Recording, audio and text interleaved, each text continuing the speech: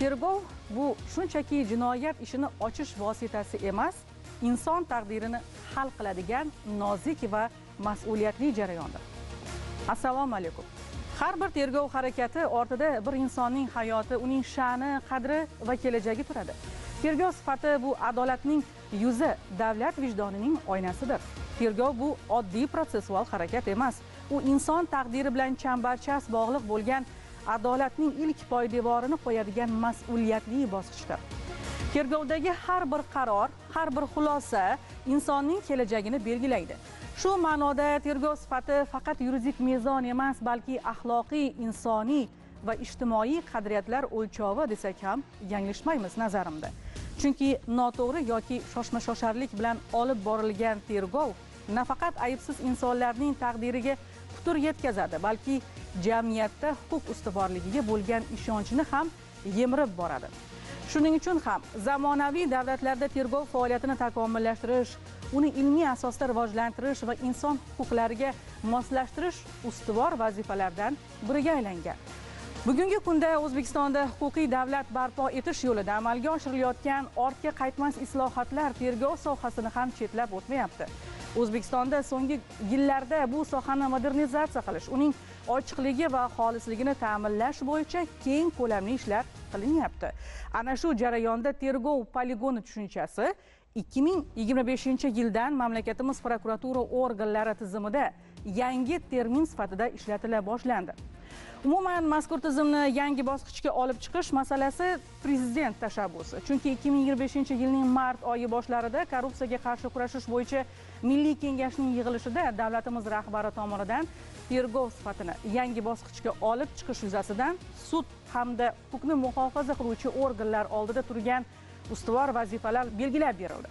Va mana shu yig'ilishdan kelib chiqib prokuratura organlari tomonidan mamlakatimizning barcha hududlaridagi prokuratura binolarida bosqichma-bosqich tergov poligonlari faoliyati boshlandi.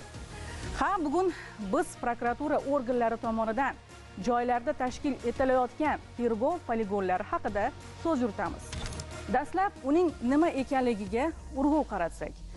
Tergov poligoni amaliyot va nazariya uyg'unlashadigan, tergovchilar o'z ko'nikmalarini xavfsiz va nazorat qilinadigan muhitda sinab ko'radigan o'ziga xos ilmiy amaliy maydon. Tergov poligonlarini tashkil etish g'oyasi bu shunchaki texnik yangilik emas edi, balki butun boshli huquqiy tafakkurning yangilanishidir. Chunki adolat tasodif emas, u puxta tayyorgarlik, bilim va vijdon uyg'unligi orqali yuzaga keladi.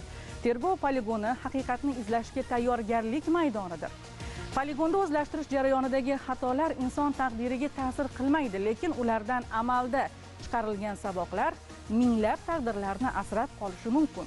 Bu yerda tergovchi faqat dalil to'plashni emas, balki inson huquqlarini himoya qilish, adolat va qonun o'rtasida muvozanatni saqlashni o'rganadi. Jahon tajribasi shuni ko'rsatyaptiki, kuchli davlat kuchli jazo bilan emas, balki adolatli tergov bilan baholanadi. Chunki jazo bu oqibat, tergov esa sababdir. Agar sababda xato bo'lsa, oqibatda adolat bo'lishi mumkin emas. Shu nuqtai nazardan O'zbekistonda tergov poligonlarini rivojlantirish nafaqat huquqni muhofaza qilish tizimini takomillashtirish, balki jamiyatda adolatga bo'lgan ishonchni mustahkamlaydi. Tergovchi esa ana shu haqiqatga eltuvchi ko'prikdir. Agar bu ko'prik mustahkam bo'lsa, adolat o'z manziliga yetadi. Agar u zaif bo'lsa, jamiyat ishonchi qulaydi. Tergov poligonlari bu kelajakka qilingan sarmoyadir. Bu sarmoya moddiy emas, balki ma'naviy va huquqiy barqarorlikka qaratilgan sarmoyadir. Va aynan shu sarmoya orqali jamiyatda qonun ustuvorligi degan tushuncha shunchaki shior emas, balki hayot qoidasiga aylandi. Jahon tajribasiga ko'ra, rivojlangan davlatlarda kriminalistika poligonlari, simulyatsiya markazlari va virtual tergov laboratoriyalari keng qo'llaniladi. Ularda tergovchilar voqea hayotga yaqinlashtirilgan ssenariylar asosida tayyorlanadi. Qaror qabul qilish, dalillarni baholash va inson huquqlarini himoya qilish ko'nikmalarini chuqur o'zlashtiradi. Yana bir masala, biz jahon tajribasi deyapmiz. Aslida O'zbekiston tergov poligoni butun mamlakatlar bo'yicha muqobili yo'q hisoblanadi. Viloyat va ularga tenglashtirilgan prokuraturalarda tashkil etilayotgan tergov poligonlari tizimi xodimlarni faqat respublika darajasida emas, balki to'g'ridan to'g'ri hududlarning o'zida xizmat faoliyatidan ajralmagan holda o'qitish va malakasini oshirish imkonini yaratdi. Va o'sha gap, ushbu tizim nazariy bilim va amaliy ko'nikmalar uyg'unligiga asoslangan dual ta'lim shaklida yo'lga qo'yilib, barcha viloyat va ularga tenglashtirilgan prokuraturalar miqyosida joriy etilishi bilan jahon amaliyotida muqobili mavjud bo'lmagan yondashuvdir. Tergov poligonlari zamonaviy texnologiyalar bilan jihozlangan. Ularda DNK tahlili, digital forensics, ya'ni raqamli dalillar, video kuzatuv materiallarini tahlil qilish, psixologik so'rov usullari kabi yo'nalishlar chuqur o'rganilyapti. Asosiy tamoyillar esa qonuniylik va inson huquqlariga qat'iy rioya qilish, aybsizlik prezumpsiyasiga amal qilish, dalillarning xolis va ilmiy asosda baholanishi, tergov va sud hokimiyati o'rtasidagi mustaqillik, ochiqlik hamda jamoatchilik nazorati elementlarining mavjudligidir. Masalan, tergovchilarga gumonlanuvchi bilan muloqot qilishda bosim o'tkazmaslik, dalillarni soxtalashtirmaslik, har bir harakatni protsessual qoidalar asosida amalga oshirish o'rgatiladi. Xullas, tergov bu haqiqatni topish san'ati deb qaraladi. Bu yerda tergovchi faqat aybdorni topish emas, balki haqiqatni adolatli va xolis ravishda aniqlashga intiladi. 2025-yildan buyon mamlakatimizning barcha hududlarida ana shunday poligonlar faoliyati yo'lga qo'yilmoqda va bugungi manzil Toshkent viloyati. Tergov poligoni nima? U tergov sifatini oshirishda qanday ahamiyatga ega? Tergov poligoni bu ashyoviy dalillarni aniqlash, olish, qayd etish, shuningdek hodisa joyidan olingan dalillarni tekshirish, ayrim tergov harakatlari o'tkazish bo'yicha o'quv va amaliy mashg'ulotlar tashkil etishga mo'ljallangan majmuadir. Bu yerda yosh tergovchilar ham nazariy, ham amaliy bilimlarni oshirishlari mumkin. Bosh prokuratura tashabbusi bilan hududlar bo'ylab tashkil etilayotgan zamonaviy tergov poligonining navbatdagisi Toshkent viloyati prokuraturasida o'z faoliyatini boshladi. Endi Toshkent viloyatidagi tergovchilarning ham zamonaviy tergov poligoni bor. Biz orzu qilardik bunaqa narsalarni. Men ingliz tilini taniyman. Ingliz tilida savol beraman. Main role of the prosecutor in Uzbekistan includes overseeing the enforcement of laws. Bu tizim Toshkent viloyatida yagona. Buni biz AI prokuror deb nomladik. Bu shunchaki oddiy majmua emas. Eskirgan va zamon talablariga javob bermaydigan ishlash uslublaridan voz kechgan holda yangicha yondashuv asosida tergov poligonlarini tashkil qilish ustuvor vazifalardan biri sifatida belgilab olindi. Noma'lum shaxs murdaning suv qirg'og'i bo'yida topilgan holati aks ettirilgan bu yerda. Bu amaliyot va nazariyani uyg'unlashtirgan, hamma sharoitlarga ega kompleksdir. Aynan shu AI prokuror tizimiga bu savollar bersak, bu bizga qisqa va aniq tushuntirish beradi. Tergov protsessual va tergov qadar tekshiruv protsessual hujjatlarini rasmiylashtirishlarni o'rganishadi. Transformator to'klaga to'g'ridan to'g'ri perimichga orqali ulanish. Mana bu yerda ham ko'rsatib qo'yganmiz. Davlatning va davlat rahbarining shu sohaga qaratayotgan e'tiborlarining natijasi.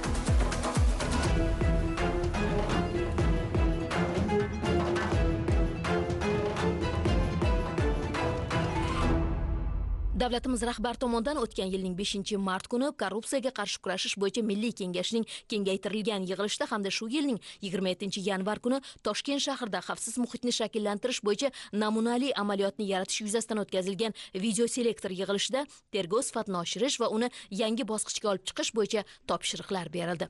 Davlatimiz rahbarining 2024-yil 21-iyunda qabul qilingan raqamli kriminalistika sohasida ilmiy tadqiqot faoliyatini tashkil etish chora-tadbirlari to'g'risidagi qaror ham ana shu ezgu maqsadga qaratilgan. Hujjatda qayd etilgandek, so'nggi yillarda raqamli iqtisodiyotni rivojlantirish doirasida elektron tijorat va raqamli xizmatlar xavfsizligini ta'minlashga katta e'tibor qaratilmoqda. Shu bilan birga kiberjinoyatlarni aniqlash va tergov qilish samaradorligini oshirish bo'yicha raqamli usullardan foydalanish, ishonchli dalillar bilan ishlash, malakali mutaxassislar tayyorlash va ilmiy tadqiqot bazasini rivojlantirish zarurligi taqozo etilmoqda. Prezident qarorida belgilangan vazifalar ijrosi doirasida zamonaviy tergov poligonlari soni kundan kunga ortyapti. Davlatimiz rahbari tomonidan tergov sifatini oshirish bo'yicha bergan topshiriqlariga asosan Bosh prokuratura tomonidan ushbu yo'nalishda tizimli ishlar amalga oshirilmoqda. Mazkur jarayonda prokuratura organlari tergovchilarining kasb mahorati va malakasini oshirish, yosh mutaxassislarning nazariy bilim va amaliy ko'nikmalarini mustahkamlashga alohida e'tibor qaratilmoqda. Shu maqsadda xodimlarning amaliy ko'nikmalarini shakllantirishda eskirgan va zamon talablariga javob bermaydigan ishlash uslublaridan voz kechgan holda yangicha yondashuv asosida tergov poligonlarini tashkil qilish ustuvor vazifalardan biri sifatida belgilab olindi. Bosh prokuratura tomonidan dastlab O'zbekiston Respublikasi harbiy prokuraturasida, keyinchalik barcha viloyat va unga tenglashtirilgan prokuraturalarda qulay sharoitlarga ega bo'lgan va zamonaviy kriminalistika texnika vositalari bilan jihozlangan tergov poligonlari tashkil qilindi. Bu borada amalga oshirilayotgan ishlarning davomi sifatida navbatdagi tergov poligoni Toshkent viloyat prokuraturasida tashkil qilindi. Mazkur poligonlar sodir etilgan jinoyatlarni o'z vaqtida va to'liq fosh etishga, javobgarlikning muqarrarligini ta'minlashga, shaxsning aybini ilmiy texnik jihatdan asoslangan ishonchli dalillar bilan isbotlashga xizmat qiladi. 1992-yilda Toshkent viloyati Oqqo'rg'on tumaniga ish o'rganuvchi tergovchi lavozimiga ishga tayinlanganman. Mana shu lavozimda ishlagandan buyon mana 28 yil vaqt o'tibdi. Keyin biz mehnat faoliyatimizni tugatib mana nafaqaga chiqdik. Respublika prokuraturasiga katta rahmat. Ularning tashabbusi bilan mana Toshkent viloyat prokuraturasida tergov poligoni tashkil qilindi. Birma-bir ko'rib chiqdim men buni, hayratda qoldim. Bu yoshlarning kelajagi uchun ularga ishni qanday bajarish, qanday olib borishlikka juda katta yordam beradi. Mana hozir mana 5 ta amaliy mashg'ulot o'tkazish xonalari mavjud ekan. Bitta va bitta ko'zdan kirib mana shuni ko'rib chiqdim. Har bitta hodisa bo'yicha bu tergovchiga ko'rsatma, tayyor ko'rsatma. Biz hozir qilardik bunaqa narsalarni. Biz chiqib olardikda o'zimiz voqea joyiga chiqib turib o'shalarni o'zimiz bilgancha baribir qonunga asoslangan holda voqea joyini ko'zdan kechirardik. Bu yengillik yoshlarning kelajagi uchun. Qulaylik. Men o'ylaymanki, bunaqa tergov poligonlarini har bitta tumanni prokuraturasida ham shuni agar amalga oshira olsak biz juda katta yutuqqa erishgan bo'lamiz. Muhtaram Prezidentimizning qarorlari ijrosini ta'minlash maqsadida tashkil etilgan tergov poligoni tergovchilar uchun barcha zaruriy ko'nikmalarni berishga xizmat qiladi. Mazkur tergov poligonida tergovchilar o'zlariga kerakli bo'lgan ko'nikmalarni olish bilan bir qatorda adabiyotlar, texnika hamda vositalar bilan tanishadi. Real hayotda, real voqealarda ishlatishni ham o'rganishadi. Tergov poligonida amalda bo'layotgan va amalda uchrayotgan muammolar tahlil qilinib, yechimi sifatida keltirilgan amaliy mashg'ulotlar xonasi tashkil etilgan. Tergovchilar e'tibor berishi bo'lgan detallar, mexanizmlar va metodikalarga ham alohida urg'u berilib, kelgusida tergovchi mazkur holatlarga uchraganda qanday voqea joyini ko'zdan kechirishi, ularni to'g'ri rasmiylashtirilishi, tergov protsessual va tergov qadar tekshiruv protsessual hujjatlarini rasmiylashtirishlarini o'rganishadi. Mazkur tergov poligonida faqatgina amaliy mashg'ulotlar o'rgatish emas, boshqa soha vakillarini jalb qilgan holda ham dars jadvallari tashkil etilib, bunda haftaning har payshanba va har shanba kunlari o'zlarining mashg'ulotlarini o'tishadi. Tergov poligoni ochilish marosimida Bosh prokuratura, Oliy sud, Ichki ishlar vazirligi, Toshkent viloyati hokimligi mas'ullari, sohada ko'p yillardan buyon xizmat qilgan faxriylar hamda prokuratura organlari xodimlari qatnashdi.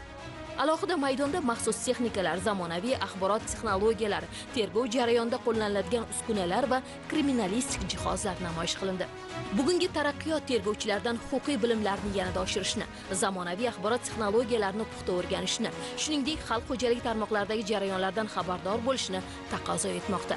Poligon xonalarini jihozlashda ana shu talab va ehtiyojlar inobatga olingan bo'lib, u o'quv ko'rgazmali qurollar bilan to'liq ta'minlangan. Tahlillar shuni ko'rsatyaptiki, energiya ta'minoti bilan bog'liq jarayonlar takomillashib borayotgani, sohaga zamonaviy axborot texnologiyalari tatbiq etilayotgani va qonunchilikda javobgarlik kuchayib borayotgani sari hali hanuz tizimdan noqonuniy foydalanish holatlari kuzatilyapti. Tarmoqqa o'z boshimchalik bilan ulanish holatlari qayd etilyapti. Ana shu kabi jinoyatlarni tergov qilish va ularga huquqiy baho berish maqsadida poligonning alohida joyda energetika burchagi tashkil etildi va bu amaldagi talablar asosida to'liq jihozlandi.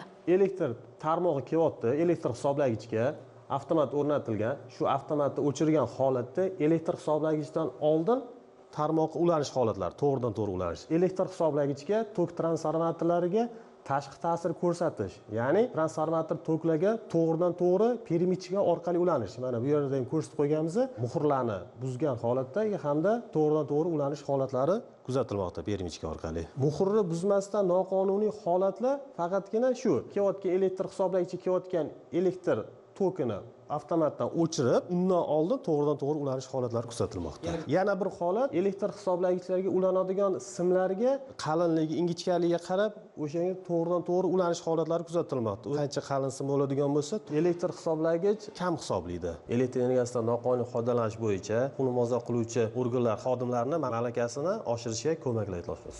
Tergov poligonining har bir amaliyotxonasi ana shu kabi o'ziga xos tarzda jihozlangan bo'lib, ularda turli holatlar ko'rsatilgan. Xususan, yo'l transport hodisasi sodir etilgan voqelikni aks ettiruvchi maxsus xona ham haqiqiy vaziyatga yaqin tarzda jihozlangan. Unda shikastlangan avtomobil, yo'l chiziqlari, svetofor, chorraha va boshqa detallar joylashtirilib, real muhit shakllantirilgan. Bu esa hodisa joyini ko'zdan kechirish, dalillarni yig'ish, ma'lumotlarni tahlil etish va qayta ishlash, holatga ishonchli xulosa berishga xizmat qiladi. Bu amaliy mashg'ulotxonamizda hodisa joyini ko'zdan kechirish jarayoni ko'rsatilib o'tilgan. Noma'lum shaxs murdaning suv qirg'og'i bo'yida topilgan holati aks ettirilgan. Bu yerda e'tibor beradigan jihatlarimiz, yosh tergovchilarga o'rgatadigan holatlarimiz bu hodisa joyini sifatli ko'zdan kechirish, kerakli ashyolarni olish, topish va tegishli ekspertizalarga taqdim etishdan iborat bo'ladi.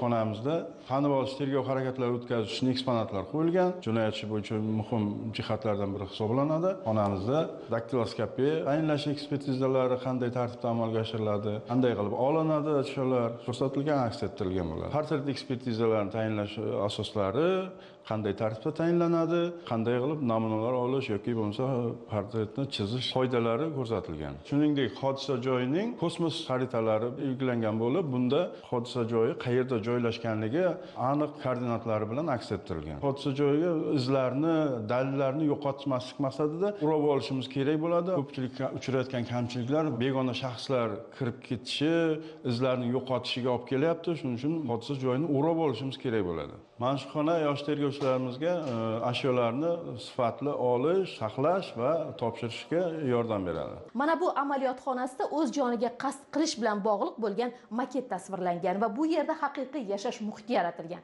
Bu jinoyatni issiq izidan ochishda juda katta ahamiyatga ega va shu bilan birga yosh tergovchilarning tasavvur olamini boyitishga xizmat qiladi. Unda hodisa joyi va murdani ko'zdan kechirishning ayrim xususiyatlari namoyon etilgan. Ish rejasiga muvofiq hozirda viloyat prokuraturasi tomonidan 45 dona planshet xarid qilinib, 1,5 mingga yaqin holatda voqea joyini ko'zdan kechirish ishlari amalga oshirildi. 200 dan ortiq sud ekspertizalar tayinlandi. Favqulodda hodisalar, xususan yong'inlar moddiy jihatdan katta zarar yetkazishi bilan birga insonlar hayotiga xavf solmoqda. Ba'zan o'lim holatlari ham qayd etilmoqda. Amaliyot xonasida yong'in oqibatlari tasvirlangan bo'lib, baxtsiz hodisadan keyingi vaziyat ko'rsatilgan. Bu xona ham yosh mutaxassislarni yong'in sabablarini aniqlash va unga huquqiy baho berishga o'rgatishga xizmat qiladi. Yong'in sodir bo'lgan obyekt va muassaslarda yong'inning bevosita sababini aniqlash maqsadida, tarqalish yo'nalishini, o'chog'ini aniqlash maqsadida yong'in texnik ekspertlar jalb qilinadi. Tergovchi, surishtiruvchi, prokuror qarorlari, sud ajrimi, jismoniy va yuridik shaxslarning murojaatlari, advokat so'rovlari asosida olib boramiz. Bevosita joyga chiqib o'rganganimizda yong'in sababini, o'chog'ini aniqlab olamiz. O'sha yerda ko'rib turamizki, o'sha tan jarohati yoki o'lim holatidagi shaxs maketi joylashtirilgan. Tergov amaliyoti olib boriladi. Deraza oldi atrofida ko'proq zararlangan, ya'ni oynalar ichkariga singan, demak, yong'in xonaning ichida bu sodir bo'lgan. Chap tomon yuqori burchaklarda devorlarning ko'chib tushishi aks ettirilgan. O'sha yong'in burchak holatlari ko'rsatib o'tilgan vesimon ko'rinishdagi. Yosh mutaxassislarga o'sha yong'inning tarqalish yo'nalishlarini, devorlari, o'sha poldagi izlar, ashyoviy dalil olish mumkin bo'lgan joylari ko'rsatib o'tish mumkin. Tergov poligonining eng muhim qismi virtual reallik xonasidir. Mazkur xonada zamonaviy axborot texnologiyalari joriy etilgan bo'lib, VR ko'zoynaklari orqali hodisa joyini ko'zdan kechirish va dalillarni chuqur o'rganish imkoniyati yaratilgan. Shu kunning o'zida yana bir yangi loyiha ishga tushdi.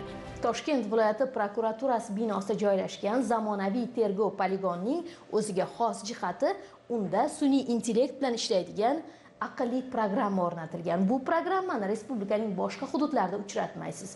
Bu sinov tajriba tariqasida o'rnatildi. Agar bu sinovdan muvaffaqiyatli o'tsa, respublikaning boshqa hududlaridagi prokuratura organlaridagi tergov poligonlariga tatbiq etiladi. Xo'sh, uning afzalligi nima deyishingiz mumkin? Uning afzalligi shundaki, bu aqlli programmaga istalgan vaqtda istalgan ma'lumotni istalgan xorijiy tilda bersangiz, zudlikda javob ola olasiz. Bu yosh tergovchilar uchun juda katta imkoniyatlar eshigini ochadi. Bu yerda har qanday sohadagi savollaringizga javob olishingiz mumkin. U xoh ijtimoiy bo'lsin, iqtisodiy, huquqiy, yuridik sohadagi. Xuddi telefonimizda ishlatiladigan ChatGPTga o'xshaydi. Endi prokurorlarning, tergovchilarning ham o'z ChatGPT'si bor. Mazkur dasturning afzalligi shundaki, u nafaqat tergovchilar, balki jinoyat qidiruv va ekspert kriminalistika xodimlari, shuningdek, hamkor tashkilotlar mutaxassislarining malakasini oshirishga ham xizmat qiladi. Hozir men ingliz tilini tanlayman. Ingliz tilida savol beraman. What is the main role of prosecutor in Uzbekistan? Main role of the prosecutor in Uzbekistan includes overseeing the enforcement of laws, conducting criminal investigations, representing the state in court, and ensuring the protection of citizens' rights. Kiberxavfsizlik hamda yosh mutaxassislar murojaat qilgan fuqarolarning murojaatlarini tez, qonuniy muddatlarda ko'rib chiqish maqsadida tashkil qilingan. Mazkur xonada biz sun'iy intellekt asosida raqamli prokuror axborot tizimini yaratdik. Murojaat qilib kelgan fuqarolarning har bir vajlarini to'laqonli tekshirib, aniq yo'naltirilgan javoblarni beradi. Yoki prokuraturaga kelgan yosh mutaxassislar yoki tergovchilarning ish faoliyatini yengillashtirishga ko'mak beradi. Bu tizim Toshkent viloyatida yagona. Buni biz AI prokuror deb nomladik, ya'ni intelligent prokuror degan ma'noni beradi bu. Yana bir afzallik jihati shundaki, agar bir jarayonlarda qandaydir bir to'siqlarga kelib qoladigan bo'lsak, bizga aniq yo'nalishlar yoki qonuniy yechimlarni tushuntirib beradi. AI prokuror tizimini hozirda 3 xil tilda ishlashga mo'ljallashtirganmiz. Masalan, tergov jarayonida yosh mutaxassislardan ayrim bir savollar tug'iladi. Tergov eksperiment bilan voqea joyini ko'zdan kechirish tergov harakatining qanday farqli jihatlari bor? Tergovchi yozilgan qo'llanma kitoblarni o'qish uchun 2 soat, 3 soat, 4 soat vaqt sarflashi mumkin. Biz buni yengillashtirish maqsadida aynan shu AI prokuror tizimiga bu savollar bersak, bu bizga qisqa va aniq tushuntirish beradi. Tergov eksperimenti bilan voqea joyini ko'zdan kechirish tergov harakatining qanday farqli jihatlari bor? Tergov eksperimentlari va voqea joyini ko'zdan kechirish tergov harakatlarining turli jihatlari mavjud. Tergov eksperimenti bu ma'lum sharoitlarda voqealarni qayta tiklash va ularni o'rganish uchun o'zgaruvchilarni boshqarish jarayoni. Bu jarayonda nazariy taxminlar sinovdan o'tkaziladi. Voqea joyini ko'zdan kechirish esa bu voqea sodir bo'lgan joyni, dalillarni va boshqa muhim elementlarni o'rganish jarayoni. Tergov poligonda tergovchilarning nazariy va amaliy bilimlarini oshirish maqsadida maxsus mashg'ulot xonasi tashkil etilgan.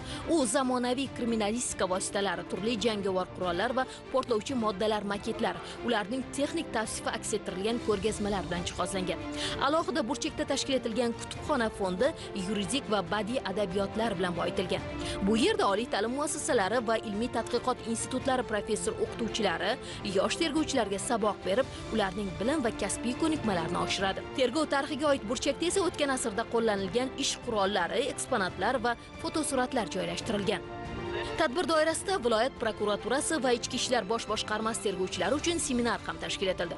Unda mamlakatimizda sohaga qaratilgan e'tibor, tergov idoralari uchun professional kadrlar tayyorlash, qayta tayyorlash va malakasini oshirishga qaratilgan ishlar xususida so'z bordi. Shuningdek, korrupsiyaga qarshi kurashish, iqtisodiy jinoyatlar, axborot texnologiyalari orqali sodir etilayotgan kiber jinoyatlarni tergov qilish bilan bog'liq masalalarga ham alohida e'tibor qaratildi.